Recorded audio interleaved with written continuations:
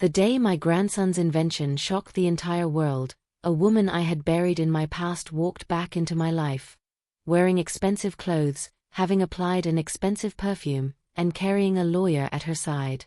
She claimed she had come to take back what was hers.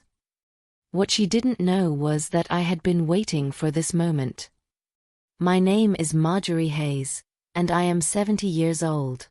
I have lived a long, complicated life, a life shaped by love, loss, betrayal, and battles I never imagined I would have to fight at this age. People look at older women like me and assume our stories are over. But mine began the night I lost my son and the night a terrified little boy was left on my doorstep. The night I lost my son began quietly. Rain tapped against the windows, and I was knitting a blanket I had promised Daniel. I heard a knock, slow, heavy, and unmistakably serious. 2 police officers stood on my porch. Their faces told the story before their words did. "Ma'am, your son Daniel was in an accident. He didn't survive." The world went silent. I dropped to the floor without realizing it. By the time I stood again, my life had already changed.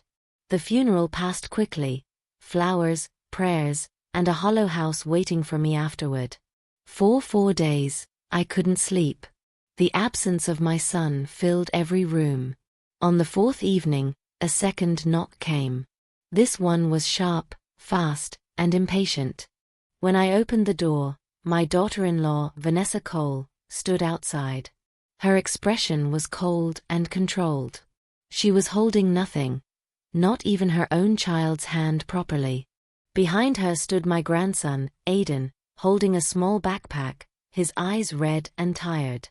Vanessa spoke without emotion. "I can't handle him. You take him." She didn't ask. She didn't explain. She turned away the moment the words left her mouth. I knelt in front of Aidan. He didn't look at me. His hands shook from fear and exhaustion. "Come here, sweetheart," I said.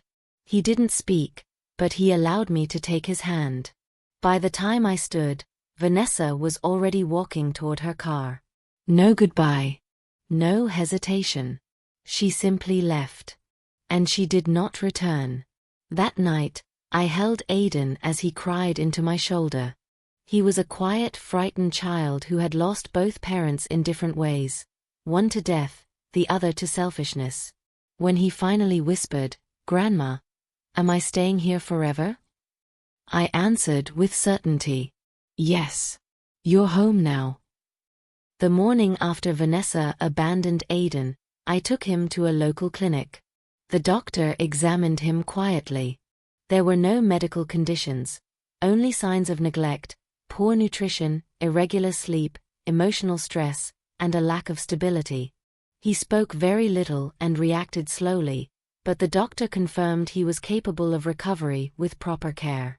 I returned home with a clear understanding of what he needed. I created a steady routine, regular meals, fixed sleeping hours, outdoor time, reading time, and a calm environment. Aidan followed everything without resistance. He did not argue, question, or complain. He simply observed everything around him with silent attention. Within weeks, small improvements appeared. His posture straightened. His appetite increased. He started responding when spoken to. He began sitting with me during reading hours, watching every page as if storing each detail. When it was time to enroll him in school, he showed no fear, only quiet curiosity. On his first day, he watched other children play but did not join them. He stayed close to the teacher and completed every assigned task with precision. His teacher called me during the second week. She said Aidan finished work faster than the class and performed tasks meant for older students without difficulty. She recommended an evaluation. The evaluation took 3 hours. Aidan completed all sections with accuracy and calm focus. The experts concluded he had an unusually strong analytical ability, advanced pattern recognition, and a high learning speed. I adjusted his home routine again based on their guidance. I added science books, logic puzzles, and hands-on learning activities. Aiden worked through them independently and consistently completed everything ahead of schedule.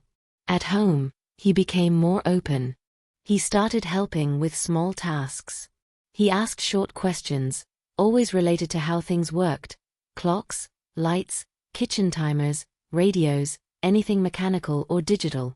Over time, his emotional state stabilized. He no longer woke up frightened. He no longer avoided eye contact. His confidence grew in small, visible steps. His teachers continued to report steady progress.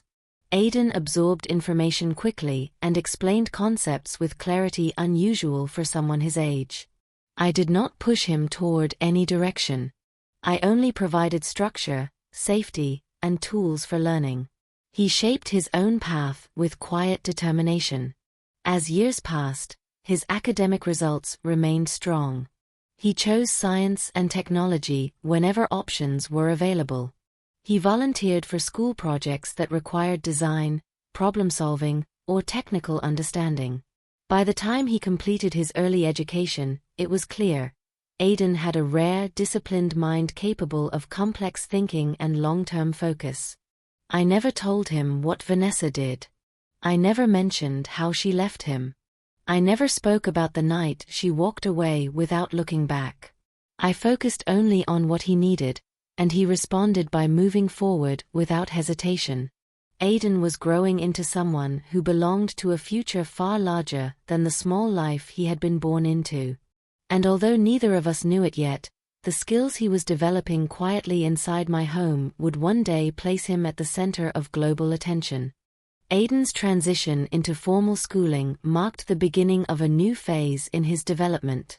He entered each classroom with quiet focus, carrying the same small backpack he had arrived with on the night Vanessa abandoned him. He spoke little, but he studied everything around him with deliberate attention. His teachers noticed quickly that he completed assignments faster than expected. He rarely asked questions, yet he never repeated mistakes. Every instruction, once given, was retained. Within months, Aiden started showing a depth of understanding that exceeded the standard level. His reports consistently carried the same comments: accurate, disciplined, advanced understanding. He avoided playground noise but gravitated toward structured activities: puzzle boards, number grids, building blocks, science kits, and logic tasks. While other children moved from one station to another, Aiden remained at whichever activity required focus. His teacher recommended a cognitive evaluation. The evaluation panel observed him for 2 days. They recorded high pattern recognition, strong long-term memory, rapid learning speed, calm problem-solving, exceptional concentration. They suggested enrolling him in advanced academic programs and recommended additional materials for home. I created a second routine: half the evening for schoolwork, half for independent learning. Aiden adapted immediately. He read with precision. He worked through logic exercises methodically. He absorbed information without needing repetition. As the years passed, Aiden's progress remained consistent. He advanced through subjects at a steady rate, always showing the same discipline he had shown during childhood. Science and technology became his natural interests. He studied diagrams, circuits, and research papers with the same quiet focus he once used during reading hours with me. He preferred tasks that involved designing, building, or solving.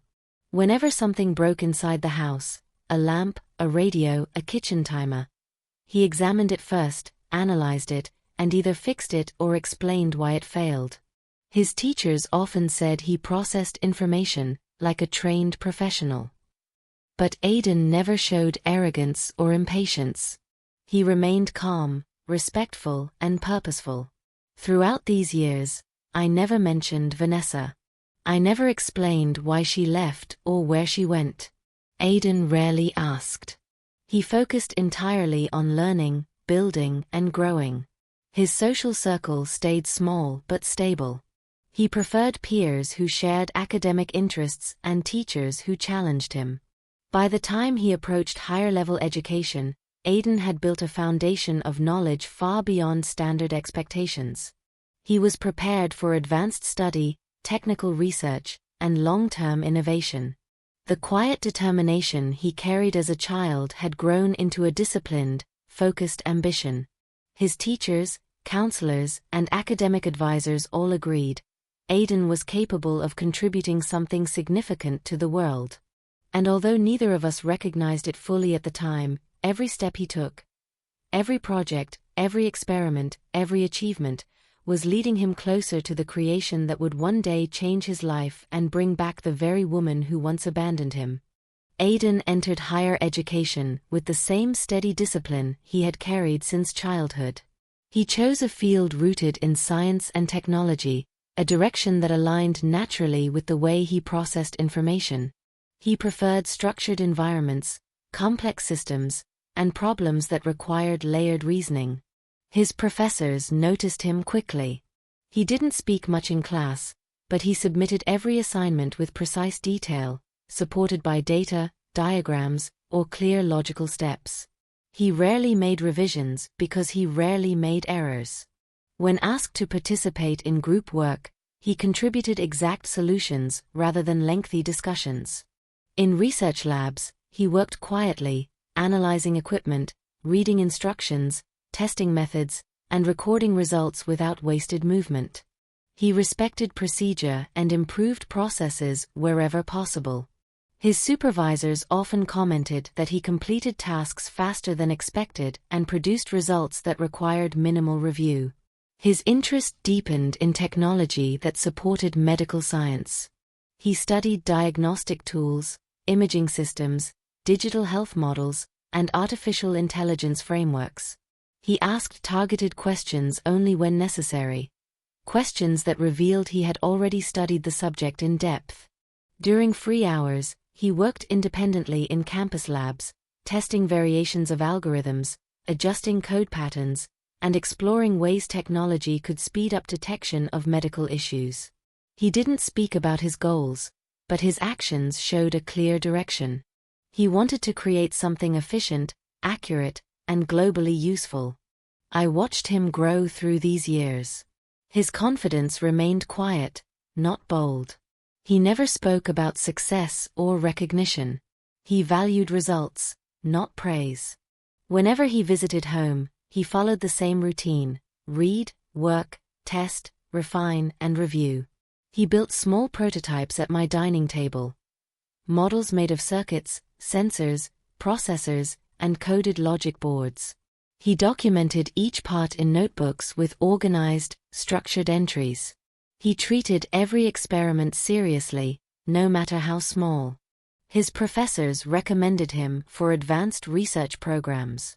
He accepted the opportunities but kept his focus on one consistent idea: a system that could identify medical conditions faster than traditional tools. He spent nights running simulations, comparing outcomes, correcting errors, and optimizing structures. He tested his models across different datasets, refining accuracy with each adjustment. He operated with the same calm resolve he had shown as a child learning to rebuild his life. Years passed as he worked with quiet persistence. Every achievement was a step forward. Every failure was an instruction, not a defeat. He never rushed progress, and he never changed direction without purpose. He graduated with strong academic standing and entered a specialized research institution that provided him access to advanced technology, global datasets, and expert mentorship. There, he continued refining the system he had carried in his mind for years. His colleagues noticed his discipline, his ability to simplify complex systems, and his consistent drive toward practical results. He did not seek attention, but his work naturally drew interest. Through long nights and continuous testing, Aidan began shaping the foundation of a breakthrough: a powerful diagnostic system built on artificial intelligence, capable of analyzing medical data with unprecedented speed and accuracy. He didn't tell me every detail, but I saw enough to understand that he was building something meaningful. Something that could change how people around the world accessed medical information. Something that would eventually place him in front of international audiences. And without knowing it, he was moving closer to the moment when the world would finally recognize his brilliance. And closer to the moment when the woman who once abandoned him would decide to return. Aidan's years in research shaped him into a focused innovator. He worked through each phase of development with methodical precision. He structured his ideas in layers, building the framework for a diagnostic system that could turn complex medical data into immediate, readable results. The institution where he worked provided access to advanced tools, powerful processors, secure data labs, clinical archives, and global case studies. Aidan used each resource carefully. He never rushed, never skipped a step, and never presented anything until it met his standards. He began by studying existing diagnostic practices. He compared their accuracy, speed, and limitations. He noted where delays occurred, where errors happened, and where outcomes depended too heavily on manual interpretation. After months of analysis, he identified the core issue. Medical data moved slower than medical emergencies. This became his objective. He wanted a system that could process medical information within seconds, giving doctors immediate results. He constructed the first prototype using a combination of algorithmic mapping and layered AI models. He tested it across controlled datasets, adjusting each parameter when discrepancies appeared. He refined accuracy levels, added safety filters, and created backup cycles that ensured consistent performance. Failures occurred regularly: structural errors, misreads, incomplete mappings. But Aidan treated each failure like information. He corrected, recalibrated, and repeated the process without breaking routine. After continuous refinement, he built a stronger version. This one processed information faster and produced more accurate results. Doctors from the institution reviewed the outcomes. Their feedback helped him strengthen the model further. He didn't skip any detail. He verified every function, checked every line of code, and validated every result. He built an interface that displayed information clearly, without clutter or unnecessary features. Over time, his prototype became a fully functional system. A sophisticated AI model capable of scanning diagnostic data and producing results with exceptional precision. The institution invited international experts to review it. They tested it through complex case studies, rare medical conditions, and mixed data inputs. The system performed consistently across all tests. Word began to spread quietly among professional circles. Aidan was invited to present at a medical technology summit. He agreed, prepared his data, and demonstrated the system in front of specialists, researchers, and investors. The room stayed silent throughout his presentation. Every slide showed clear results. Every comparison demonstrated improvement. Every question was answered with exact information. At the end, the panel acknowledged it as one of the most promising advancements in medical AI. The response traveled quickly. Healthcare networks contacted the institution. Hospitals requested access. Tech companies offered partnerships. Research organizations expressed interest in integration. Aidan continued refining the system even as attention increased. He expanded accuracy thresholds, improved processing speed, and strengthened the interface. He never stopped adjusting components until everything aligned with his vision. Eventually, the system reached a level that allowed global release. Specialists validated its stability. Regulators approved its structure. Healthcare facilities began implementing it. When the system went public, international media reported it across major networks. Headlines described it as a transformative invention in medical diagnostics. Experts called it the future of rapid medical analysis. Aidan's name appeared across journals, conferences, and research platforms. His interviews aired nationwide. Requests for collaboration arrived from multiple countries. For the first time, the world recognized the depth of his work. And as his name spread, as his invention reached hospitals in different continents, the attention drew the interest of someone who had been absent for decades. Vanessa Cole. She had not seen Aidan grow. She had not supported him through a single step. She had not asked about him since the night she left him at my door. But now, with his success gaining worldwide recognition, she began appearing in places she had avoided for years. She researched him. She watched his interviews. She studied his achievements. And without warning, she made a decision. A decision that would take her directly back to the home she once walked away from. Aidan's invention spread rapidly across global medical networks. Hospitals in multiple countries adopted the system. Emergency rooms began using it for immediate assessment. Doctors reported faster decisions and fewer delays.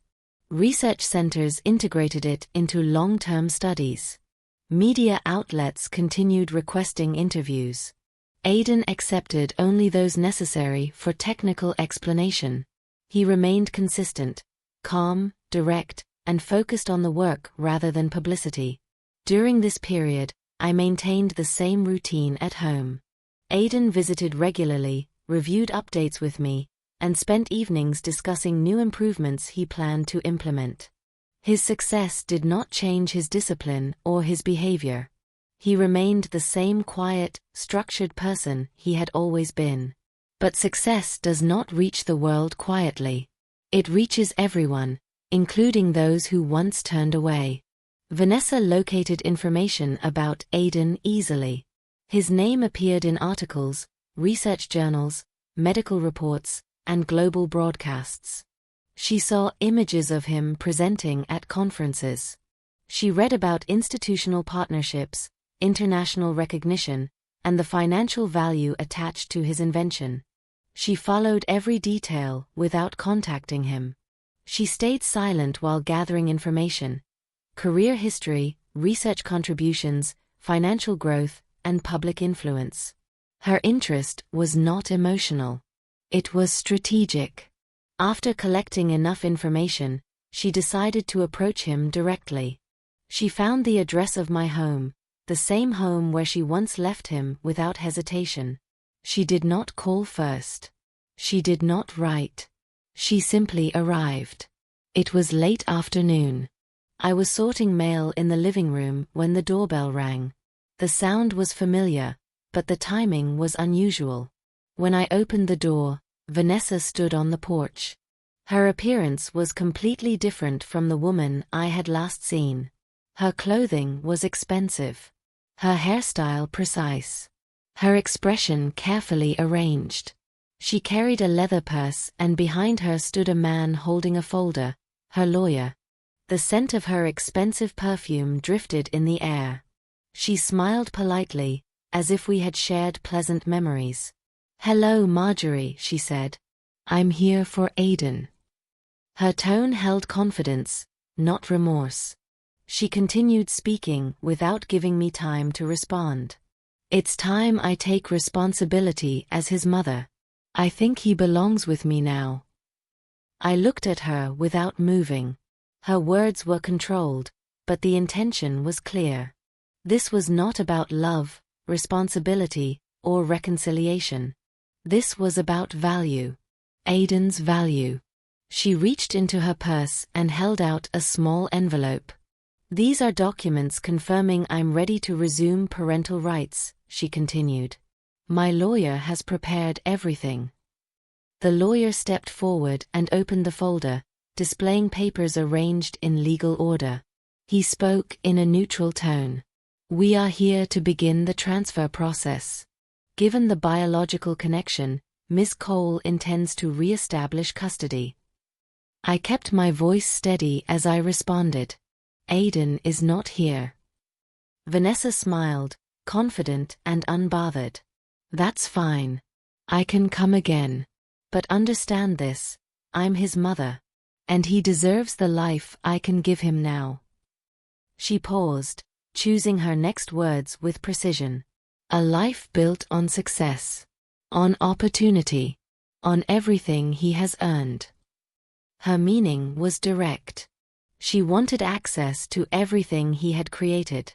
She turned to leave but added one more line before stepping off the porch. "Tell Aiden I'll be back soon. This time, I'm not going away." She walked toward her car, leaving behind the same coldness she had left years ago, but now with a different motive. I watched her drive away and understood that this was not a simple return. It was the beginning of a legal battle she intended to win.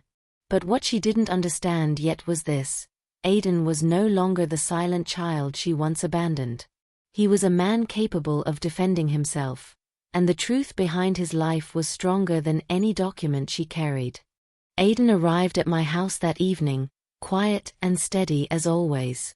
The moment he stepped inside, he noticed the legal folder on the table, already opened, already heavy with everything Vanessa had brought. I told him what happened from the moment she appeared at my door to the last word her lawyer said. I didn't hide anything. I didn't soften anything. He listened without interrupting, his expression calm but focused, the way he always processed situations that involved truth, responsibility, and consequence. When I finished, he nodded once, not surprised. His voice was steady when he said, "She's not here for me. She's here for money." There was no anger in his tone, only clarity. He understood human intentions better than most people because he had grown up seeing the difference between consistency and abandonment. He understood loyalty because he had lived with it. He understood neglect because he had survived it. We sat together and reviewed every document Vanessa left behind. They were polished, organized, and designed to look legitimate. There were income statements, character letters, residency papers, and declarations written as if she had always cared. Each document tried to rewrite history, each one attempted to erase the night she left him on my doorstep and walked away. Aiden studied the pages carefully, pointing out discrepancies I hadn't noticed. Mismatched dates, inconsistent numbers, incomplete signatures, vague descriptions of her support, and contradictions in the timeline she presented. None of it matched the truth we lived. None of it reflected reality. But he also knew that biological connection complicates everything in court. He said calmly, "We need documented truth. Not emotion. Not memory. Real evidence." We spent the next few days gathering everything. I found old medical files from the clinic showing the condition he was in when she abandoned him. Underweight, anxious, in need of stable care. The notes clearly listed me as the guardian and mentioned the absence of his mother. Aiden pulled school records, enrollment forms, evaluation reports, teacher comments, attendance logs, all showing my signatures, my meetings, my responsibilities.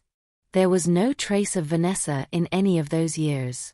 We collected every communication from his academic programs, every form I signed at hospitals, schools, counseling centers. The truth was clear on paper even before the story was told aloud. He scanned everything, verified every timestamp, and organized the documents chronologically. The timeline he created showed the story exactly as it happened. She left, I raised him, he grew, he studied, he worked, he succeeded. Her name appeared only once, the day she abandoned him. When Vanessa filed her petition, she used emotional language, said she wanted to rebuild, said she regretted past challenges, said she wanted to guide her son into adulthood. Her petition included statements from acquaintances who knew nothing about Aiden's real life. She built a story on feelings instead of facts. We requested a hearing. The day came. The courtroom was small, quiet, and cold. Vanessa walked in dressed in expensive clothing, carrying a designer purse, wearing heavy makeup and expensive fragrance. Her confidence came from money, not truth. Her lawyer carried a thick binder filled with rehearsed arguments. Aidan walked in with only one organized folder, the truth we had built together. When the judge asked Vanessa to explain her absence, she shifted blame onto personal struggles. She said she wasn't ready to parent. She said she needed time. She said she always intended to return. But she had no evidence, no records of calls, no proof of visits, no financial contribution, nothing that could support her claims. When it was Aidan's turn, he stood up straight, spoke clearly, and presented the documents one after another. He submitted medical records, school forms, guardian signatures, counseling notes, academic evaluations, letters from teachers, and documented history proving I had raised him entirely alone. The judge reviewed everything carefully. Vanessa tried to interrupt, tried to bring the conversation back to emotions, tried to present herself as a mother who lost her way, but every emotional claim collapsed under the weight of the documents Aidan provided. The judge asked for evidence of her involvement. She had none. The tension grew as the hearing continued. Vanessa's confidence weakened each time she failed to answer a question directly. Her lawyer attempted to argue that biology matters, but the judge reminded him that abandonment is abandonment, and abandonment carries legal consequences. Aidan remained composed, answering every question precisely and calmly. He didn't exaggerate, he didn't attack, he didn't speak emotionally. He let the documents speak for him. He presented his timeline, each part verified and consistent.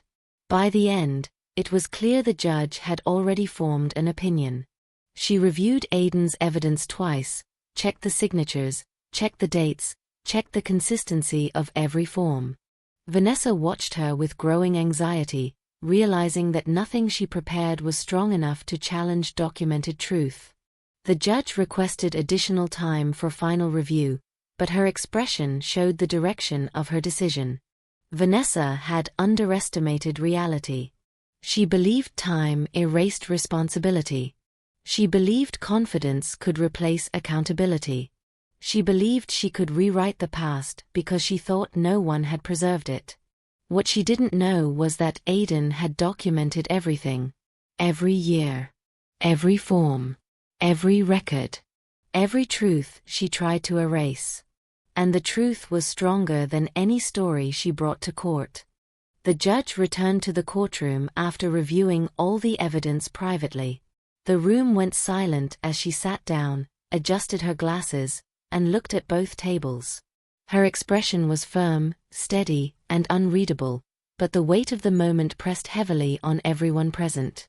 She began by summarizing the facts without emotion, without hesitation, without giving anyone room to shift blame or twist meaning.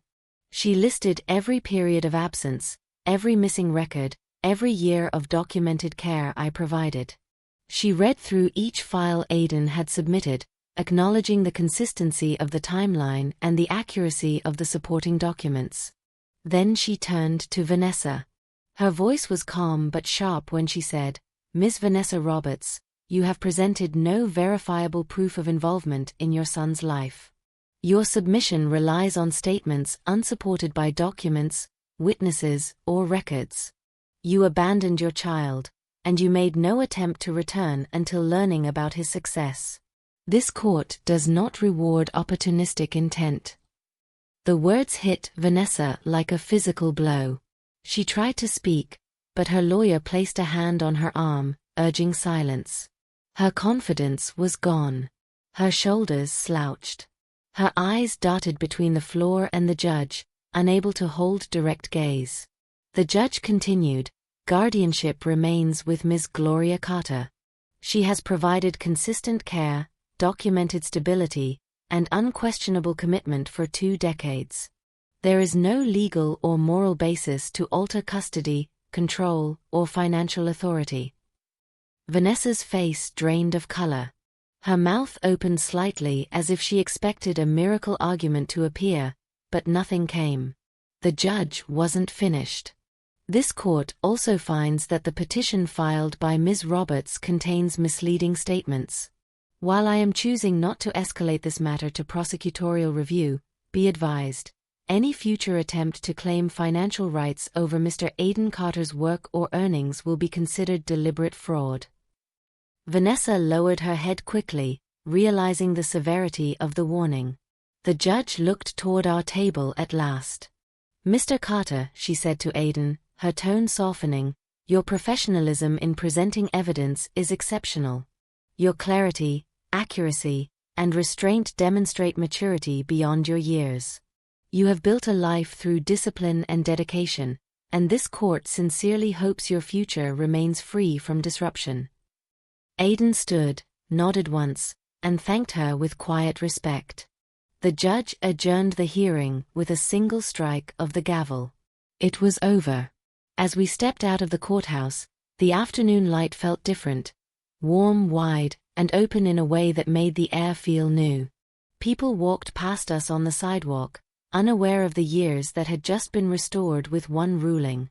Aidan stood beside me, calm as ever, hands in his pockets, gaze steady and unshaken. Vanessa emerged moments later. She paused a few steps away from us, her face tight with desperation, regret, or maybe the sudden realization that she had lost something she believed she could reclaim easily. She tried to speak, but Aidan didn't give her time. He looked at her for just one quiet second and said, "You left once. I grew without you. I don't need what you came for." There was no anger in his voice. Just truth. Truth she couldn't fight. Truth she couldn't manipulate. Truth she couldn't erase. She stepped back, unable to respond. Her eyes filled with something that wasn't sorrow but the realization of finality. She turned and walked away, leaving the courthouse steps the same way she left my doorstep 20 years before. Silently, suddenly, and without looking back. Aidan exhaled slowly, then looked at me. "I'm staying," he said simply, as if the outcome had never been in question. "I know," I replied. We walked to the car without hurry. There was no need for celebration, no need for dramatic emotion. Relief settled over us like a warm blanket, the kind that replaces fear with clarity, uncertainty with closure. Later that evening, at home, Aidan prepared dinner while I set the table. The house felt peaceful, protected, whole. After we ate, he placed his phone on the counter and turned toward me. "I didn't succeed because I was abandoned," he said. "I succeeded because you stayed."